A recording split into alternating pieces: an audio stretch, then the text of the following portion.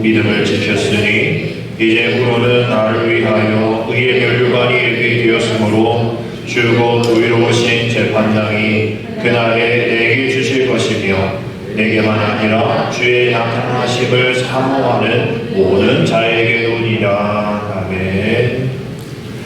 할렐루야. 이 예배에 오신 여러분을 축복하고 환영합니다.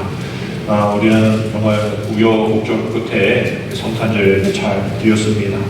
금년 성탄절이야말로 고요하다 못해 침묵의 밤이었고 또 무언의 밤이 아니었나 싶죠. 추후에 온라인 성탄 예배를 드린 교회를 이렇게 살펴보니까 우리 여의도 순복음교회 수만 명 모이는 교회에 20명만 예배를 드릴 수밖에 없는 저런 모습들이 있었어요. 이현 목사님이 마음 안타까워하면서 저도 제가 말씀드린 내용과 비슷하게 마치 2020년 전에 첫 성탄과 같은 그런 모습으로 우리가 지금 예배를 드리고 있다. 아무도 없다. 아무도 예배하지 않고 아무도 경배하지 않고 아무도 찾지 않는 이런 예배, 두려움과 또 외로움과 슬픔 가운데 지는 모든 이 예배가 그럼에도 불구하고 하나님의 아들 되신 그 예수 그리스도의 오심에 그 탄생의 축복, 축하, 또 환영, 또 다시 오실 주님을 기다리는 이 모습들은 변하지 말자. 이런 이야기를 하시더라고요. 뭐 이런 대형교회뿐만 아니라 수많은 교회 또 개척교회에서도 성탄 예배 혹은 비대면 예배 모형상으로만 드려지는 그런 예배를 통하여서 많은 목사님들이 울먹하시면서 그러한 간절한 안타까움에 담겨져 있는 설교 메시지를 듣게 되었습니다. 오늘 2020년 한 해를 마무리하는 또 결산하는 송년 주일입니다. 많은 교회들이 정부에서 특별 방역을 당부하는 그 새해 첫 주일까지 모든 예배를 비대면으로 또 진행하게 되어지기에 오늘 예배로 송구영신 예배를 드리지 못하니 오늘 예배로 공식적인 2020년의 예배가 맞춰지게 되어질 겁니다. 이제 2020년 경전년 해가 이제 저물게 되어지고 그렇게 되어지면서 그 어느 해보다도 더 새해를 또 아주 이렇게 간절하게 바라는 적이 있었을까 싶을 정도로 새해는 과연 어떤 일들이 벌어질까? 과연 백신이 또한 치료가 완벽하게 되어질까? 이 사망자가 또 이런 확진자가 줄어들까라는 그런 걱정과 희망이 공존하는 그런 새해가 되겠죠. 연말이 되다 보면 늘 우리는 언제나 다사다난했던 한 해를 기억하고 되돌아보면서 한 해 동안 이루지 못한 계획들에 대한 아쉬움들 또 그러한 이 부족함에 대한 걱정들 또 앞으로에 대한 염려들이 늘 있기 마련입니다. 그래서 결국은 우리가 그러한 한 해의 코로나19로 인한 많은 어려움들이 있었지만 그럼에도 불구하고 이렇게 마지막 예배까지 드리게 해주신 하나님의 은혜에 우리는 감사하면서 그 일들을 우리 함께 이루었던 우리 모든 성도들과 함께 이렇게 인사하기를 원합니다. 격려하면서 이렇게 인사할게요. 한 해 동안 수고 많으셨습니다. 옆에 계신 분들과 인사합니다. 한 해 동안 수고 많으셨습니다. 한 가지 더 인사할게요. 주님이 반드시 기억하실 겁니다. 주님이 반드시 기억하실 겁니다. 그 어려움과 그 고통과 그 힘듦 속에서 예배를 지키고 믿음 지키고 말씀 은혜 가운데 나아갔던 여러분들 세상 사람들은 잘 몰라도 혹은 저는 잘 몰라도 우리 주님은 반드시 기억하신다라는 거죠. 우리 찬양 가사 중에 복음서 중에 이러한 가사 찬양이 있습니다. 당신의 그 섬김이 천국에서 해같이 빛나리. 당신의 그 겸손이 천국에서 해같이 빛나리. 당신의 그 믿음이 천국에서 해같이 빛나리. 당신의 그 충성이 천국에서 해같이 빛나리. 후렴 그렇게 되어 있죠. 주님이 기억하시면 족하리. 예수님 사랑으로 가득한 모습 천사도 흠모하는 아름다운 그 모습 천국에서 해같이 빛나리. 어디에서 해같이 빛나리? 천국에서. 누구만 기억하면 좋을까요? 하나님 주님만 기억하시면 되는 거예요. 왜? 천사도 흠모하는 그 섬김, 그 충성, 또 그 은혜 겸손, 그 모든 것들이 천사도 흠모할 만큼의 그 주님이 기억하신다라는 것, 우리가 이 천국에서 해같이 빛나는 것을 기억하면서 한 해 동안 되돌아보면 이 땅 가운데 누구도 나를 기억해 주지 못했고, 내 아픔, 내 외로움, 내 모든 것, 내 자랑 아무도 기억해 주지 못했다고 여러분 실망하실 필요 없습니다. 주님만 기억하시면 되어지는 거예요. 한 해 동안 주님이 우리와 함께 하셨음을 우리가 기억하면 되어지는 겁니다. 아까 영상 속에서 이러한 단어 나왔잖아요. 슬픔, 미움, 두려움, 괴로움, 서운함, 분노, 절망감, 우울함, 짜증, 답답함, 암담함, 이런 것들이 우리의 1년의 삶 속에 있었습니다. 꼭 코로나19만을 위해서 이렇게 되어진 게 아니죠. 우리는 매년 우리가 연말이 되어지면 한 해를 되돌아보면 이런 단어들 계속 생각이 납니다.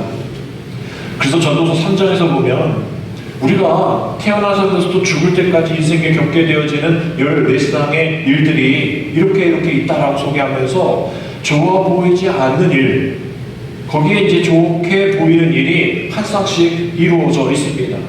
우리 인생이 기쁠 때가 있고 좋지 않을 때가 있다라는 거예요. 결국 계속 좋기만 한 인생 없고 계속 안 좋은 인생만 있을 수 없다라는 겁니다. 앞서 말씀드린 이런 이 단어들 보면 안 좋은 게 더 많아요. 좋은 거 한번 찾아보십시오. 뭐 있습니까? 기쁨. 한번 찾아보세요. 뭐 있어요? 조금 그런 거, 그리움, 즐거움, 반가움. 작은 것이 혹시 보입니까? 모멸 옆에 감사, 행복. 이건 아주 작아요. 다 큽니다. 미움도 크고요.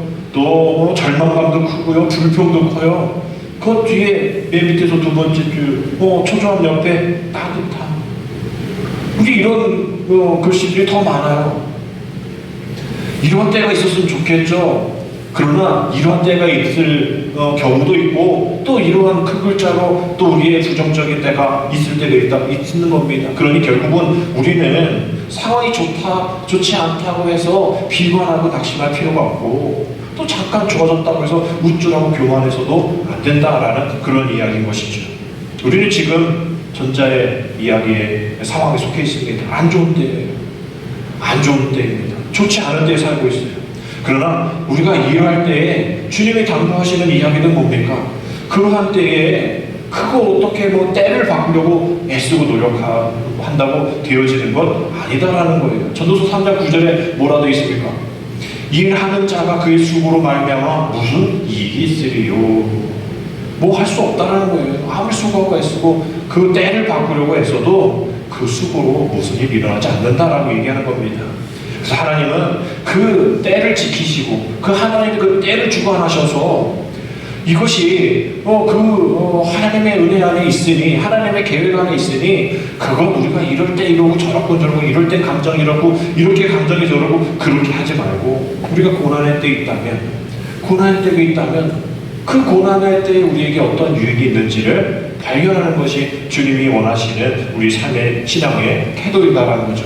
시편 119편을 소개해드릴 때에 우리가 어려움이 있을 때에 119 부르듯이 우리가 어려움이 있을 때에 다른 거 찾지 마시고 시편 119편을 보시면 엄청 길거든요. 이 안에 우리의 아픔, 우리의 슬픔이 다 들어있어요. 어떻게 해야 될지 다 들어있습니다.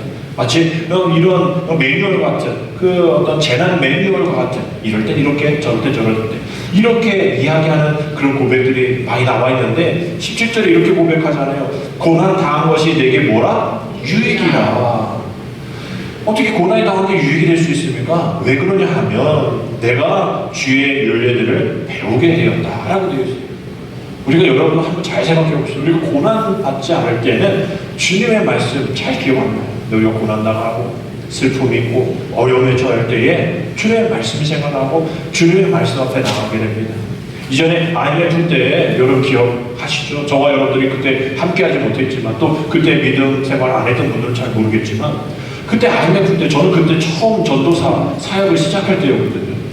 처음에 부푼 마음을 가지고 목회에 딱 나갔는데 IMF 터져가지고 다 우는 바다가 된 거예요. 금요기도에 찬양만 하면 다 우는 거예요. 근데 사람들이 몰려와요. 새벽 예배에 몰려오고 헌금이 엄청 많고요. 어려운데도 불구하고 그때 막 근무하고 막 그랬잖아요. 막 더 예배당에 나가고 더 기도하고 더 철야 기도하고 더 산속에 들어가서 기도하고, 그 양자산 기도원이라고 제가 그때 막 운전해서 이천 쪽, 인천에서 첫 목회 전도사였는데 인천에서 이천까지 양자산 기도 막 차량을 하루에도 수번 왔다 갔다 하고 그러면서도 사람들 막 모여들고 막 기도했단 말이죠. 어려우니까 막 여기저기서 도산하고 부도하고 말이죠. 자살하고 말이죠. 막 그런 상황 속에서 막 기도했는데 그런 모습들이 이제는 잘 보여지지 않죠. 이게 우리가 이 고난의 때에 더 배워야 할 것들이 많은데도 불구하고 우리는 그러한 일들이 조금 더 나아가지 못하는 아쉬움들이 있습니다. 결국은 우리가 이러한 고난 때에 배울 것이 있다. 위기가 기회다라는 것을 생각하시고 우리가 나아간다면 우리가 그것이 우리가 해야 할 일들이라는 거예요. 고난의 때에 우리는 울고 불평하고 이런 두려워하고 아까 말씀드린 그 많은 글자들처럼 세상에 그렇게 들리는데도 불구하고 또 교회 안에서까지 그런 많은 그런 두려움이 얘기들이 오고 가서는 안 된다라는 거죠. 전도서 3장 12절에 이렇게 되어 있습니다. 사람들이 사는 동안에는 뭐하며? 기뻐하며 선을 행하는 것보다 더 나은 것이 없는 줄 내가 알았다라고 전도서 기자는 얘기하잖아요. 사람들이 사는 동안, 그 사는 동안이 날마다 즐겁습니까? 아니잖아요. 날마다 선을 행할 수 있습니까? 아니잖아요. 근데도 불구하고 사는 동안 내가 하는 것, 내가 행해야 될 것은 기뻐함과 선을 행합니다 라고 고백하는 전도서 기자처럼 우리가 이 모든 때에 슬픔도 있고 고난도 있고 즐거움이 있는 이런 모든 때에 우리가 할 것은 우리가 사는 날 동안 할 것은 기뻐하며 선을 행하는 것이다. 우리 한번 따라합시다. 기뻐하며 선을 행하는 것이다. 기뻐하며 선을 행하는 것이다. 이것보다 더 나은 것이 없대요. 이것보다 더 나은 것이 없대요. 성경에서 나은 것 없대는데 왜 우리는 기뻐하지 못하고 선을 행하지 못할까? 우리는 늘 곤고하다라고 얘기를 하기 때문이죠. 그 뒤에 나오는 14절 말씀 보면 이렇게 되어 있습니다. 하나님이 두 가지를 허락해 주셨어요. 어떤 거냐면 형통한 날에는 뭐하고? 기뻐하고 또 곤고한 날에는 뭐 하라고요? 뒤돌아보라는 거예요. 이 두 가지를 하나님이 병행하게 하셨다는 거예요. 같이 가게 하신다는 거예요. 내 삶 속에서 형통한 날만 주세요. 아니에요. 내 삶은 맨날 왜 곤고해요? 아니에요. 두 개 다 주셨다는 거예요. 그것을 우리가 알지 못해요. 이때가 형통의 날입니까? 이때가 곤고한 날입니까? 우리는 몰라요. 그러나 하나님이 이것을 병행하게 하셔서 그 병행하는 삶 속에 우리가 해야 할 것은 그 전에 있는 말씀처럼 기뻐하고 선을 행하는 것이다 라는 것을 이야기하는 겁니다. 이것이 곤고한 날에 슬퍼하라는 것이 아니라 곤고한 날에 되돌아보라는 거예요. 오늘 우리는 그러한 날에 우리 서 있습니다. 되돌아가야 할 때인 것이죠. 우리 고난을 당하는 그런 상황 속에서 우리가 무엇을 해야 할까? 야고보서 5장 13절에 이렇게 되어 있죠. 너희들 중에 고난을 당하는 자가 있느냐? 그는 뭐 할 것이요? 기도할 것이요. 즐거워하는 자 있느냐? 그는 뭐 할 것이라? 찬송하리라. 우리가 어려움 당했을 때에 또 슬픔 당했을 때에 고난 당했을 때에 우리가 해야 할 그 두 가지 기도 또 찬송 우리 이런 삶을 살아가야 한다라는 것이죠. 오늘 우리의 설교 제목은 하나님의 결산입니다. 우리가 그러해야 될 이유는 우리가 하나님 앞에 결산받을 때가 곧 오기 때문인 것이죠. 이제 한 해를 마감하면서 많은 기업들이나 단체들이 그 기업과 단체 존재의 목적에 따라 나름대로의 결산 기준을 가지고 정관에 의해서 총회를 할 거예요. 그래서 얼마나 이익이 창출되었는지 얼마나 실효성이 있었는지 1년의 실적을 결산할 겁니다. 우리 교회는 첫째 주에 당회와 구역회를 통해서 결산을 마쳤죠. 그런데 세상은 또 어떤 숫자적인 그런 모습 속에서는 우리가 드러나는 모습으로 잘했다 못했다가 드러나지만 하나님의 결산에 의한 믿음의 영성의 또 결산의 그런 무게의 기준은 이 세상과 다르다라는 거예요.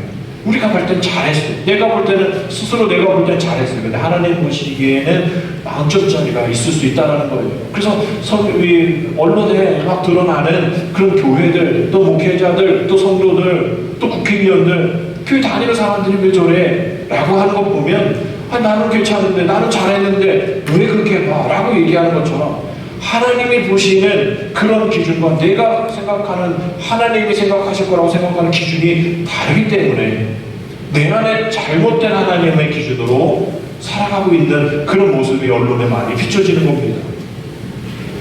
다니엘서 5장에 보면 바벨론 왕 벨사살 왕의 이야기가 나오는데요.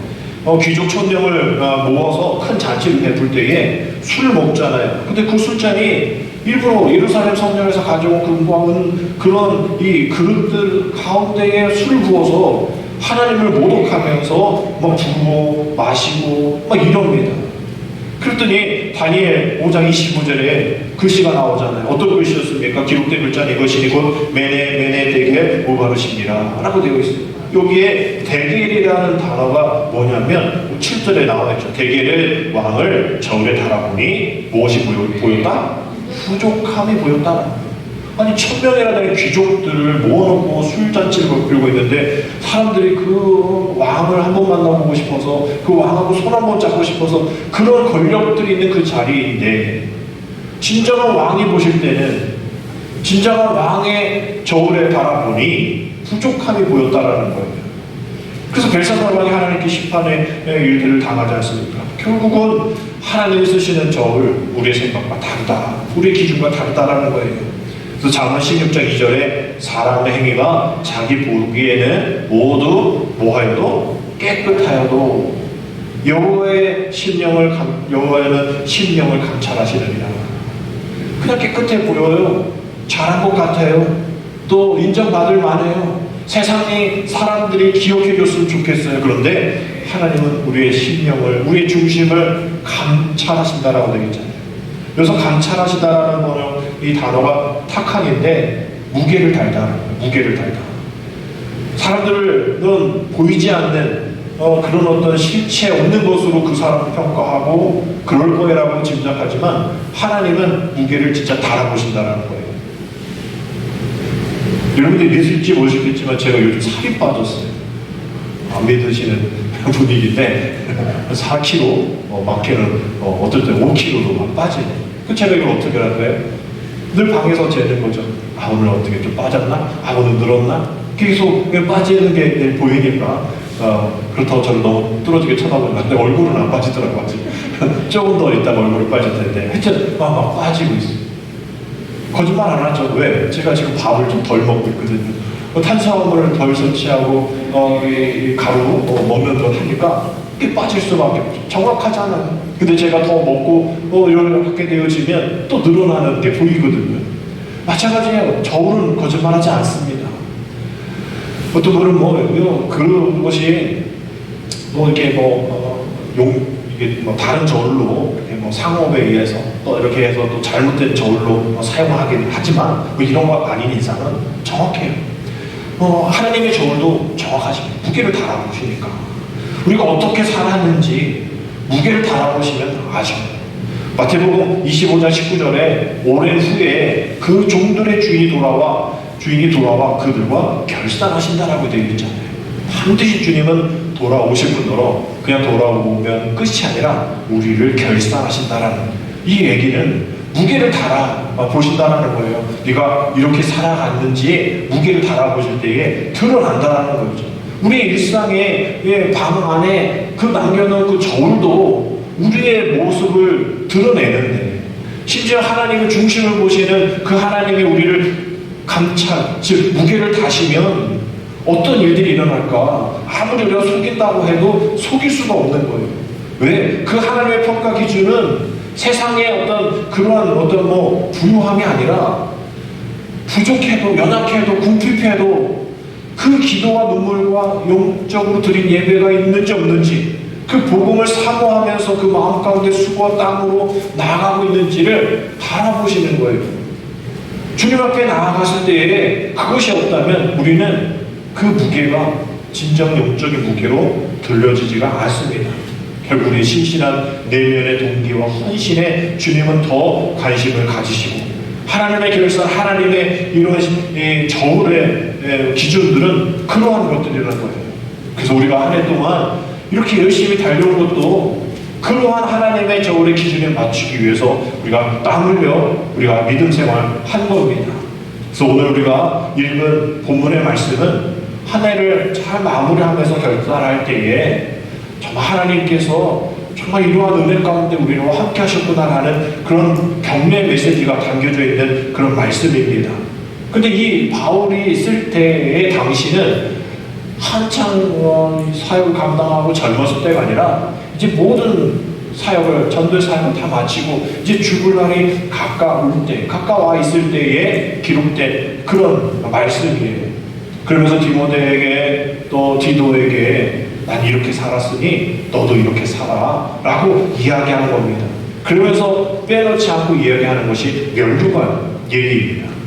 성경에는 면류관들에 대한 많은 정보를 주고 있는데요, 몇 가지 말씀드리면, 하나님께 충성하지 못하여서 또 교만하여서 주님을 떠나 불순종한 자들에게 주는 면류관이 있는데, 그것이 저주의 면류관들이죠. 이런 면류관입니다. 가시 면류관, 또 썩을 면류관, 또 교만의 면류관. 성경 이곳저곳에서 면류관이 있긴 있는데, 그러니까 면류관 받을 텐데 그 다른 면류관이 있다라고 얘기를 합니다. 우리는 이런 면류관 받아서는 안 되죠. 오늘 말씀과 같이 충성된 그런 성도들이, 우리가 주님이 천국의 새같이 빛난 그러한 은혜로 선물을 주시는 면류관 받을 때에 우리는 의의 면류관 받아야 하고, 생명의 면류관 받아야 하고, 영광의 면류관 받아야 하고, 자랑의 면류관 받아야 하고, 썩지 않는 면류관, 12별의 면류관, 금면류관, 화려한 면류관을 받아야 합니다.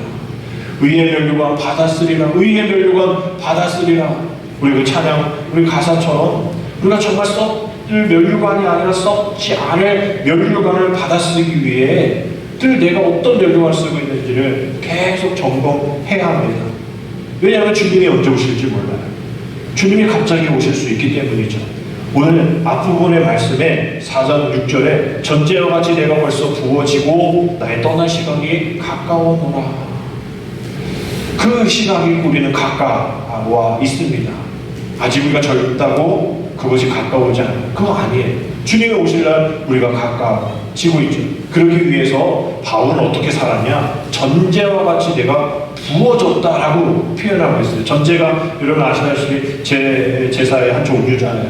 제단에 양이나 짐승 번제로 드기 전에 그 제물 위에 포도주를 붓는, 그런 부어지는 거죠. 타는 게 아니라 부어지는 겁니다. 자신의 삶이 하나님의 은혜로 부어져 있다는 거예요. 냄새나고 부족하고 그러한 오만 많았던 자신의 모든 것들을 하나님이 부어주셨다는 겁니다. 은혜로 부어주셨고, 그래서 자신은 그 부어진 삶을 통하여서 하나님께 제물로 삶을 드렸다라고 얘기를 합니다. 난 이렇게 마무리했어. 젊은 목회자 디모데에게 이렇게 고백하는 겁니다. 이영기 시인이라는 분이 낙화라는 시에서 가야 할 때가 언제인가를 분명히 알고 가는 이의 무딘 모습은 얼마나 아름다운가 라는 그런 표현을 했습니다. 그렇죠. 이러한 모습이 우리에게 있어야 합니다.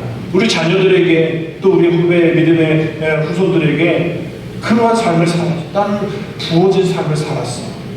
난 이제 마지막 마무리할 때에 정말 하나님의 은혜 가운데 살았어 라고 고백되어진 우리 아름다운 신앙의 뒷모습이 있어야겠죠. 어떻게 해요? 7절 말씀처럼 우리 같이 읽겠습니다. 나는 선한 싸움을 싸우고 나의 달려갈 길을 마치고 믿음을 지켰으니 라고 되어 있습니다.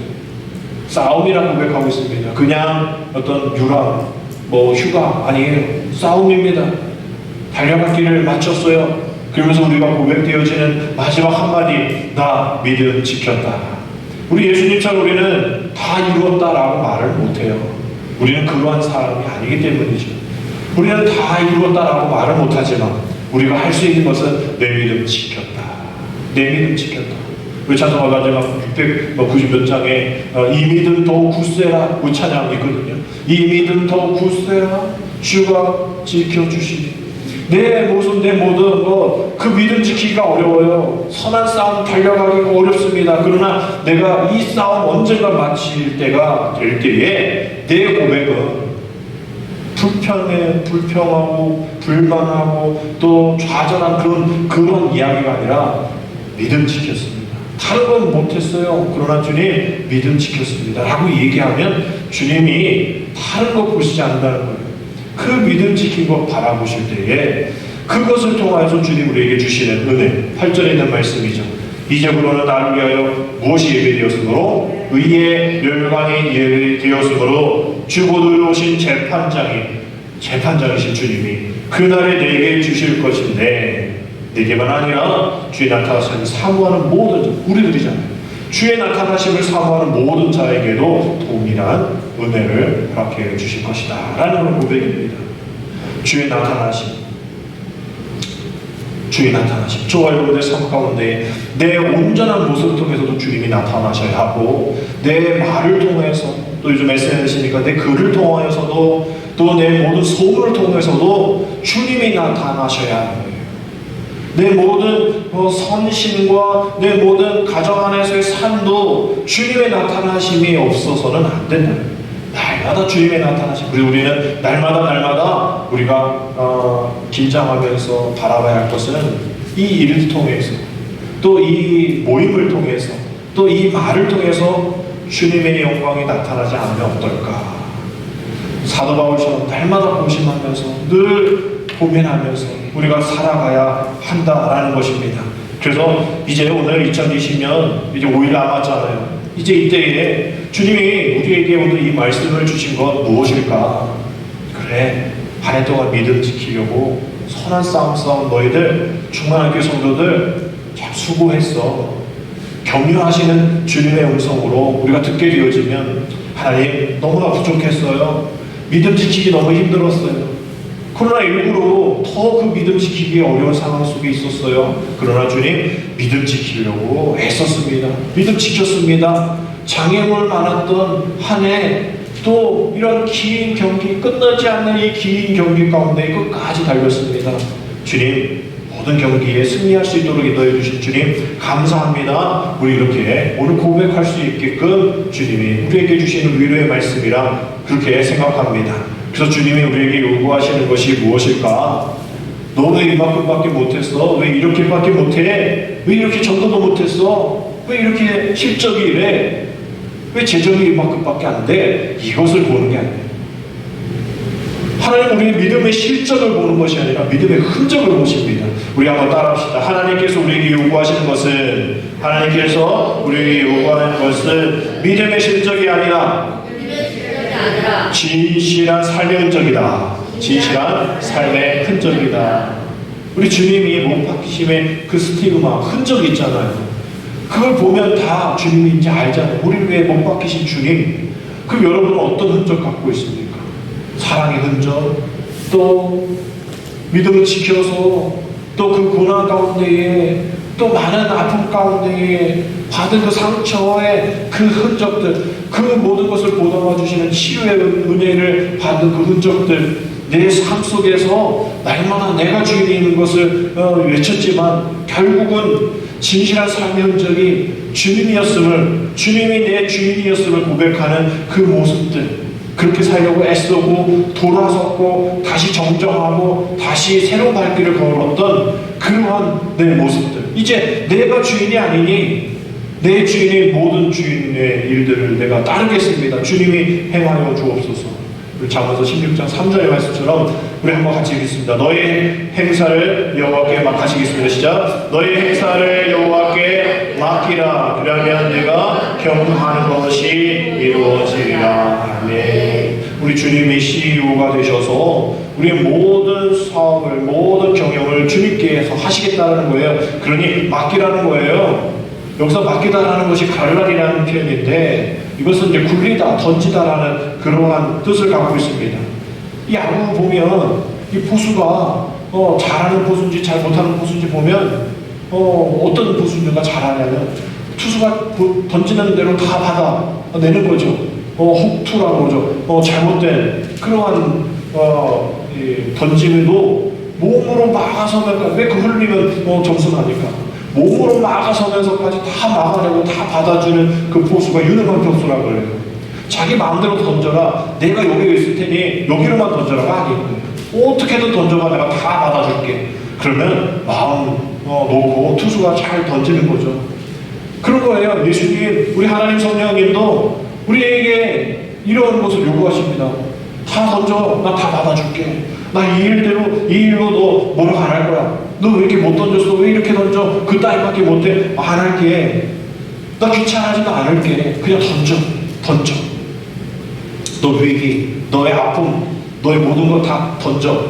우리 베드로전서 5장 7절에 뭐까지 던지라고 얘기합니까? 염려까지 던지라고. 염려까지 다 주께 맡기라. 그가 너희를 돌보시리라. 너 염려, 두려움, 아까 거기 있는 그 많은 글씨들 다 던져라라고요.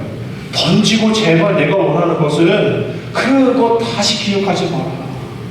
그 두려움이라는 경험들, 생각들, 염려라는 걱정들 다 이제 던졌으면, 공이 떠났으면 네 손에 없다라는 것을 증명하며 살아. 이제 모든 것을 책임져 주시구나, 하나님이야라는 것을 고백하면서 살아야지. 왜 계속 고민하고, 왜 끙끙대면서 기도했는데도 불구하고 왜 염려하냐? 하나님의 경영 당신 따라가라 라고 얘기해요. 우리 그러지 않습니까? 우리가 만약에 회사를 다니면, 아니 왜 사장이 할 걱정을 사원들이 해요? 왜 사장이 결정할 것을 사원들이 합니까? 안 되잖아요. 사장이 해야 할 일들은 사장이 하는 일이고, 걱정해야 할 일들은 사장이 걱정할 일이지, 회사 뭐 주인의식까지나 이런 건 뭐 맞는 얘기지만 그럴 필요 없잖아요. 괜히 그래서도 안 되는 것이죠. 그렇게 맡길 것은 맡겨야 되는 거예요. 괜히 집에까지 가가지고 어떡하지 염려할 필요 없다라는 겁니다. 다 불안하지만 다 내려놓고 하나님의 계획만 따라가라. 왜? 예수님이 그렇게 사셨잖아요. 요한복음 5장 30절 보면 중간에 이렇게 되어 있어요. 나는 나의 뜻대로 하려 하지 않고 나를 보내신 이의 뜻대로 하려 한다라고 되어 있어요.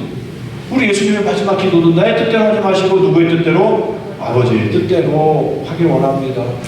예수님도 자신의 뜻이 있었다니까요. 예수님도 자신의 뜻이 있는 것처럼 우리도 우리의 뜻이 있죠. 우리 자신의 뜻이 없으면 그거는 인격이 아니고 인간이 안 되죠. 자신의 뜻은 있어요. 자신의 뜻도 없으면서 어떻게 삽니까? 자신의 뜻도 있지만 고백되어지는 고백은 내 뜻대로 하지 않고 나를 보내신 이의 뜻대로. 나를 보내신 이가 없다면 내 뜻대로 해야겠죠. 그러나 나를 보내신 이의 뜻대로 하게 되어지면 내 뜻대로 하지 않게 되어지는 것이 당연한 겁니다. 이것이 저명한 사실임에도 불구하고 우리는 그 뜻대로 살아가지 않게 되어지는 것이죠. 이제 2020년 5일 남았습니다. 우리가 한번 한 해를 되돌아볼 수 있는 5일의 시간, 그래도 남아있는 시간이 꽤 긴 거예요. 그리고 하루하루 남아있는 시간을 통해서 2020년을 되돌아보십시오. 하나님의 결산에, 하나님의 기준에 그 무게를 달 때에 내가 그렇게 하나님의 인정받지 못하는 일이 있었는지 다시 회개하고 돌아서면, 주님 맡겨버리면 우리 주님 다 받으신다라고 얘기하잖아요. 모든 염려를 주께 던져라, 주께 버려라. 버리라 얘기하는데 우리 계속 주워 담고 있어요. 주워 담을 필요 없어요. 다 버리라는 거. 여러분 쓰레기통에 버리고 계속 누가 주워 담는 사람 어디 있습니까? 그냥 갖다 버리잖아요. 생각 안 하시잖아요. 여러분 어제 버린 쓰레기 생각하십니까? 뭔가 거기에 금반지가 들어갔으면 생각할지 모르겠지만 여러분들 그냥 버린 거 생각 안 해요. 여러분 몇 시간 전에 버린 것도 생각 안 하시면서 왜 계속 오래된 그 일들 또 염려들 왜 계속 생각하게 합니까? 우리 주님이 결코 원하시지 않아요.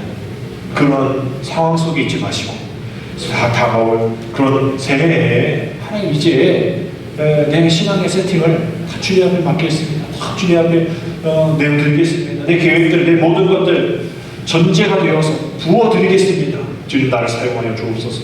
이 광야와 같은 이 세상, 아직 끝나지 않는 이 광야의 길을 걸어가는 우리들에게 그 광야의 길 가운데 불안에 이끌리지 않고 걱정에 이끌리지 않고 인도해 주시는 하나님. 나는 그 길을 모르지만 주님이 그 광야의 길을 인도해 출애굽을 통하여서 그 광야의 길을 인도해 주신 그 하나님이 나의 하나님이심을 알고 주의 약속하심 믿고 흔들림 없이 주님의 결산, 하나님의 결산에 의해 무게에 달릴 때에 감찰하실 때에 결국 내가 주님의 은혜 앞에 살아가는 우리가 되어질 수 있도록 기도하며 나아갈 수 있는 저가 될 수 있도록 기도하며 나아가는 우리의 모든 믿음의 대한민국의 교우들이 되어질 수 있도록 이 어려울 때에 더 믿음으로 기도할 수 있는 우리 모두가 되어질 수 있도록 기도하며 나아가는 저가 되시기를 주님의 이름으로 축복합니다. 기도드립니다.